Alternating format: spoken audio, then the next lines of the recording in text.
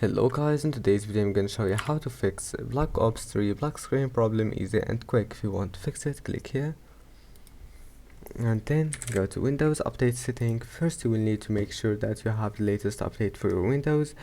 Check for updates and then go back, make sure to install all the updates. Then go to GeForce Experience, drivers, check for updates. Now just if you find an update here, install it. And let's move to the next step. Go to game mode settings, turn on game mode, go to Xbox game bar, turn it off, and after that just restart your PC and try again. Your problem must be fixed, and see you in the next video.